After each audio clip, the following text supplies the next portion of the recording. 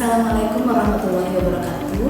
Perkenalkan, nama saya Insinyur Nia Sumiasi MM dengan NIDN 0416046801. Saya adalah salah satu dosen pada program studi manajemen Fakultas Ekonomi dan Bisnis Universitas Ria Sarjabakti.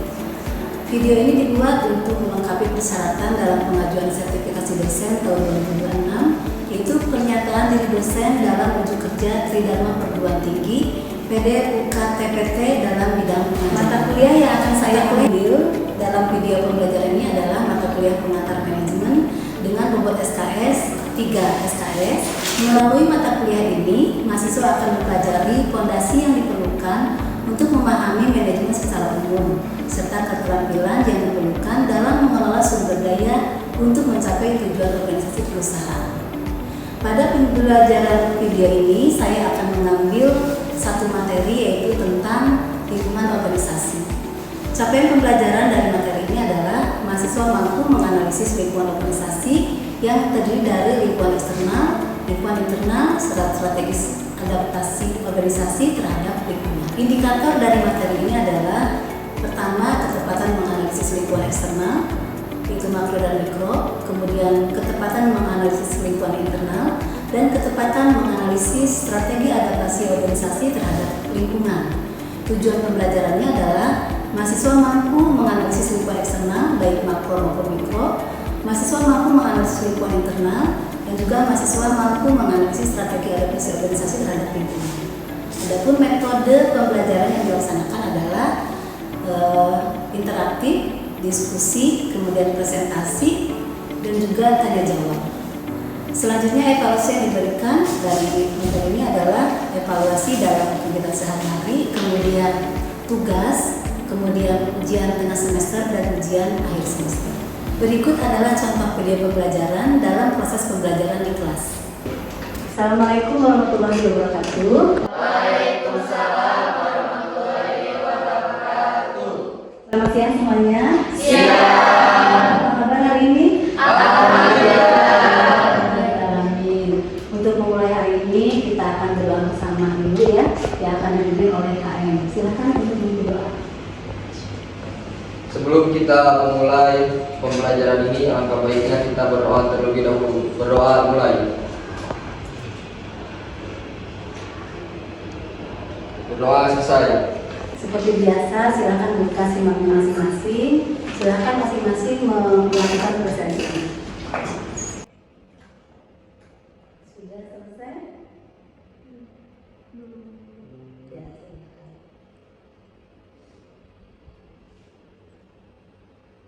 Nah, dari kemarin kita pertemuan pertama, masih ingat kita pertemuan pertama itu membahas tentang apa? Pengertian Manajemen, ya. Ada yang masih ingat apa yang dimaksud dengan manajemen? Silakan angkat tangannya. Ya, silakan Marisa. Manajemen adalah eksplorasi untuk mengatur sumber daya untuk mencapai tujuan dengan efisien dan efektif. Oke, terima kasih. Lanjut. Nah, baiklah, kita sekarang akan masuk kepada materi baru, yaitu tentang lingkungan organisasi. Ya, ini bagian dari mata kuliah pengantar manajemen. Nah, capaian pembelajaran hari ini adalah mahasiswa mampu menganalisis lingkungan organisasi yang terdiri dari lingkungan eksternal, lingkungan internal, serta strategi adaptasi organisasi terhadap lingkungan. Ya? Nah, sekarang mau bertanya dulu, kalau organisasi itu penting tidak untuk mengenal lingkungannya? Kenapa organisasi penting untuk mengenal lingkungannya? Silakan, ada yang mau menjawab? Oke, silakan. Karena organisasi itu bisa melatih kita untuk bertanggung jawab dan juga membuat keputusan, dan juga mungkin belajar tentang bagaimana sih lingkungan itu, sebuah lingkungan itu bekerja di dalam ranah organisasi, mungkin dengan kerjasama tim. Oke, baik ya, dulu ya. Terima kasih sudah memberikan gambaran awal. Nah, itu yang akan kita bahas hari ini ya.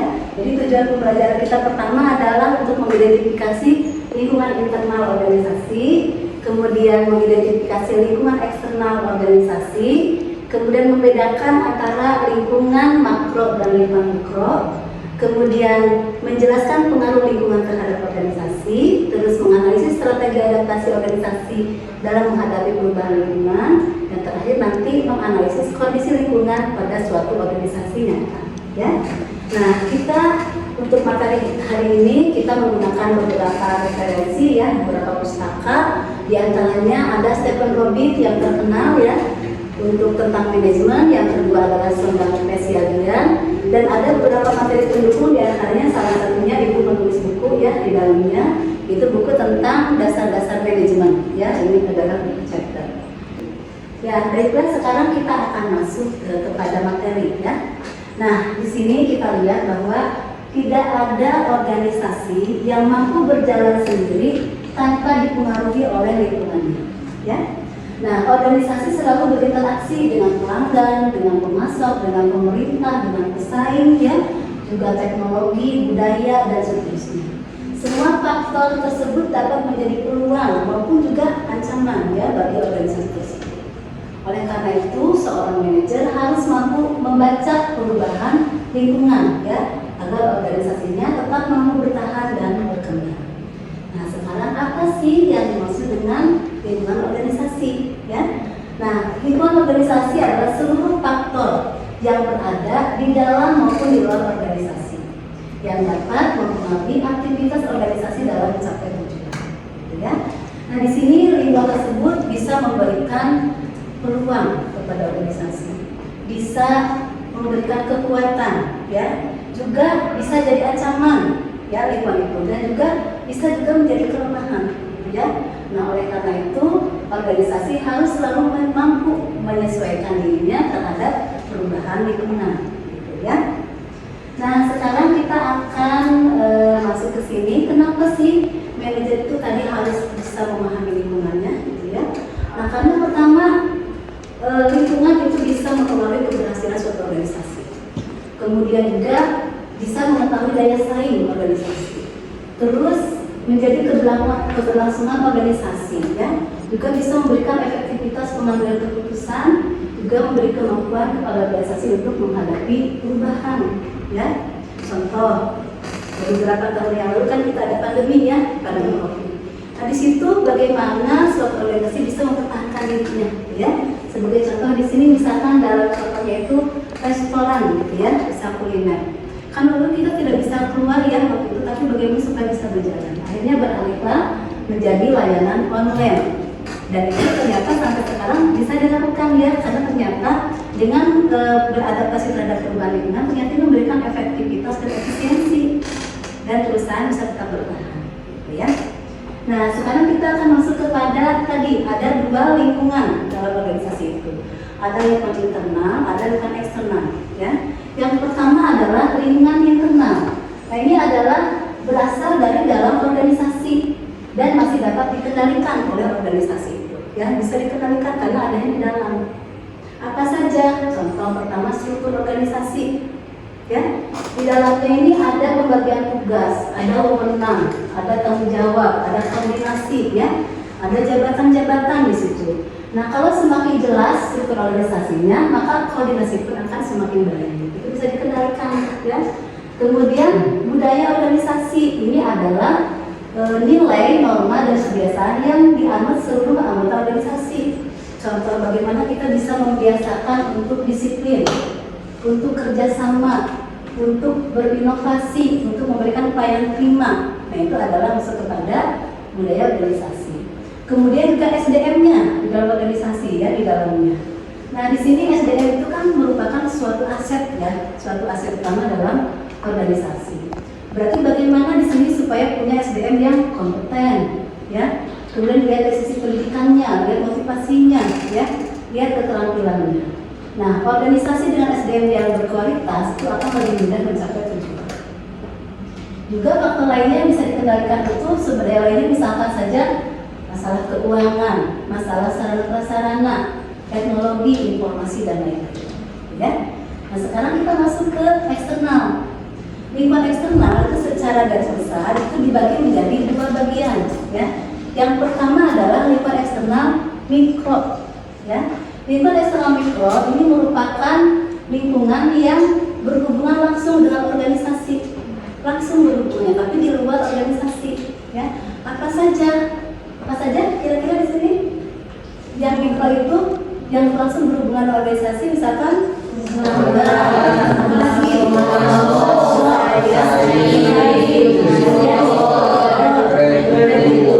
itu bagian yang berhubungan langsung dengan organisasi, tapi di luar organisasi, masuknya kepada lingkungan mikro, ya. Nah, kemudian ada organisasi eksternal yang lingkungan eksternal yang makro. Apa lingkungan makro itu?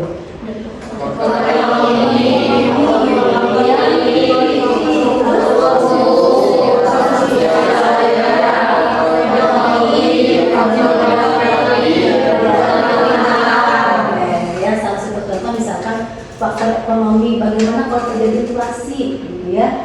Bagaimana kalau misalkan ada suku bunga naik, gitu ya. Kemudian faktor politik, contoh misalkan ada pergantian presiden, itu kan mempengaruhi ya.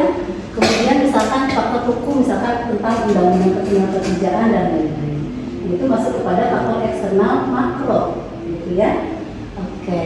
Nah, supaya kita lebih memahami ya dari lingkungan internal dan eksternal tersebut, maka suatu organisasi harus memahami kedua-duanya, baik lingkungan internal maupun lingkungan eksternal ya. Kalau kita bisa memahami kedua-duanya ya, maka akan memiliki daya saing yang tinggi. Ya. Oke, berikutnya kita akan diskusi kelompok ya. Ibu akan membagi 3 kelompok di sini. Nanti masing-masing kelompok silakan membentuk kelompoknya ya, lingkaran. Mungkin 2 kelompok di sini jadikan kelompok ya. Menyatu gitu bentuk lingkaran, ini juga sama ya, bentuk lingkaran.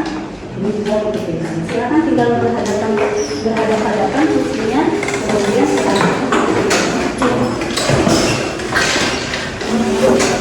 Ya baiklah, sekarang sudah terbentuk 3 kelompok ya. Nah sekarang perhatikan tugas yang akan diberikan, silakan didiskusikan ya. Untuk kelompok 1 coba diskusikan bagaimana faktor internal itu bisa mempengaruhi suatu organisasi ya. Kemudian kelompok 2 silakan diskusikan bagaimana lingkungan eksternal mikro itu bisa mempengaruhi suatu organisasi. Dan yang ketiga silakan diskusikan bagaimana lingkungan eksternal makro bisa mempengaruhi organisasi ya. Silakan sekarang mau diskusi.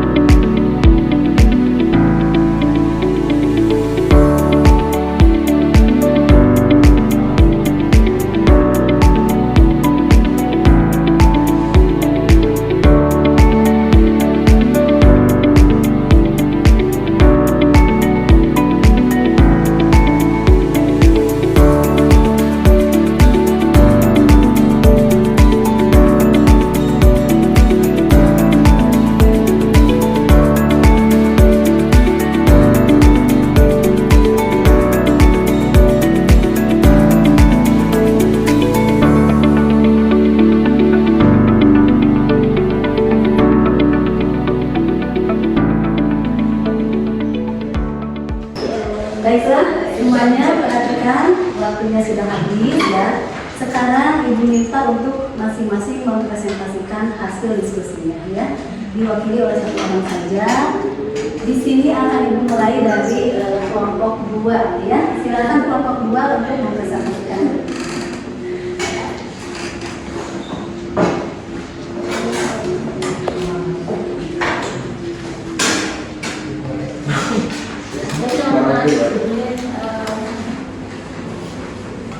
Di sini saya dari kelompok 2, jadi saya di sini adalah perwakilan dari kelompok 2, yaitu mengenai lingkungan organisasi eksternal mikro. Di sini ada organisasi eksternal mikro ini artinya elemen-elemen yang masuk dalam suatu organisasi. Mereka itu ingin menjadi yang mempengaruhi kemampuannya dalam suatu organisasi. Contohnya, satu ada pesaing, ada pemasok, dan juga distributor. Itu pun menjadi dampak dalam suatu organisasi dan suatu perusahaan. Seperti yang kita lakukan dari saya kelompok 2. Sekian kalau kita lakukan. Wassalamualaikum warahmatullahi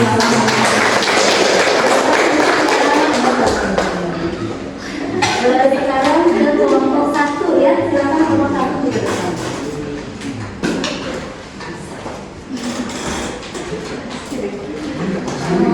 Assalamualaikum warahmatullahi wabarakatuh. Perkenalkan, nama saya Ainul Ardiansyah, perwakilan dari kelompok 1 akan membahas mengenai bagaimana faktor internal mempengaruhi suatu organisasi. Menurut kelompok kami, faktor internal merupakan salah satu aspek penting yang harus ada dalam organisasi. Karena apabila faktor internal ini tuh bekerja dengan baik, maka visi misi itu akan dicapai juga dengan baik, efisien dan efektif. Seperti itu. Terima kasih. Ya. Oke, sekarang terakhir untuk kelompok 3 ya, silakan ke depan. Ya,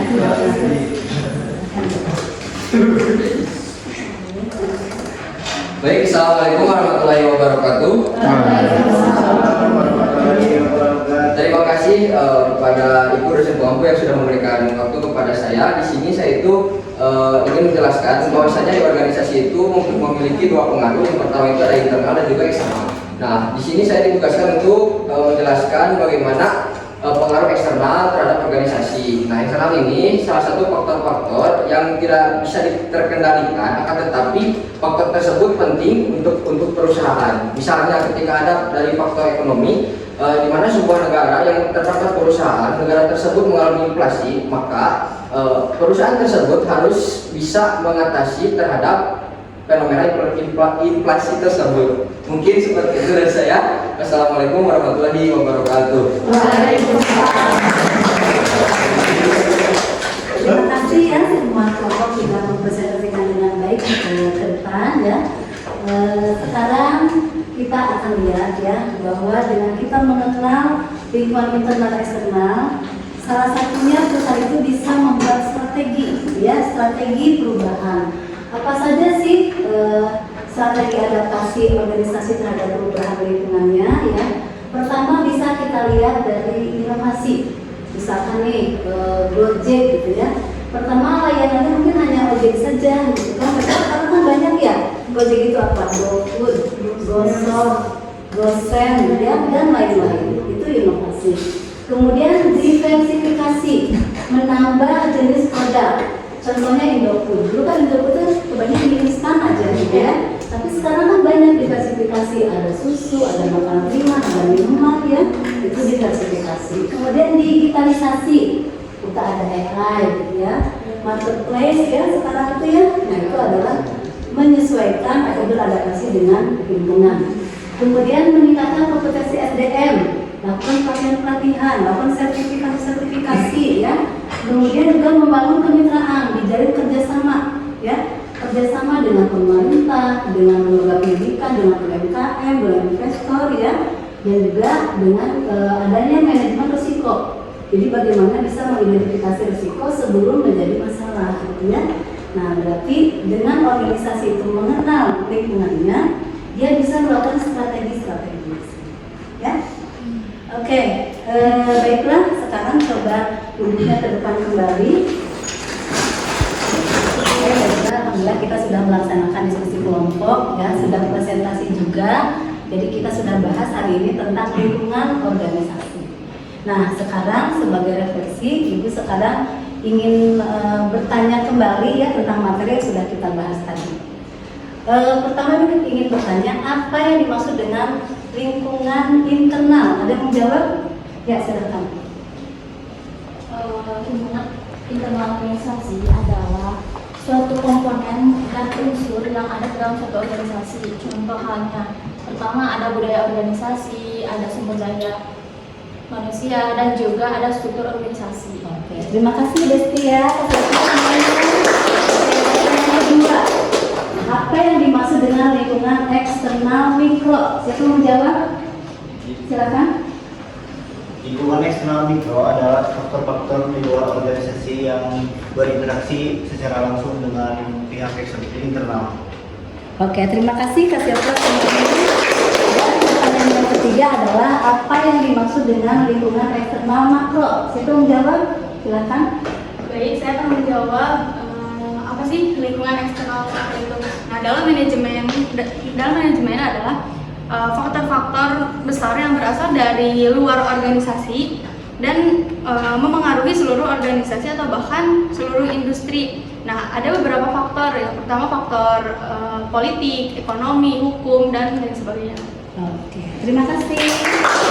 Ya, alhamdulillah dan terakhir juga akan menyimpulkan dari materi sekarang ya, yaitu pertama, lingkungan organisasi merupakan seluruh faktor yang berada di dalam maupun di luar organisasi yang mempengaruhi pencapaian tujuan organisasi ya. Kemudian analisis terhadap lingkungan internal dan eksternal menjadi dasar dalam penyusunan strategi organisasi ya. Oleh karena itu, setiap organisasi harus mampu beradaptasi ya dengan lingkungannya agar tetap mampu bertahan serta memiliki daya saing di tengah perubahan lingkungan yang semakin dinamis ya. Nah, alhamdulillahirrahmanirrahim, hari ini kita sudah selesai pembelajaran pertemuan kedua ya di mata kuliah penataran manajemen dengan materi lingkungan organisasi. Terima kasih atas perhatiannya ya. Kita tutup dengan membacakan hamdalah sama-sama. Alhamdulillah. Terima kasih. Assalamualaikum warahmatullahi wabarakatuh.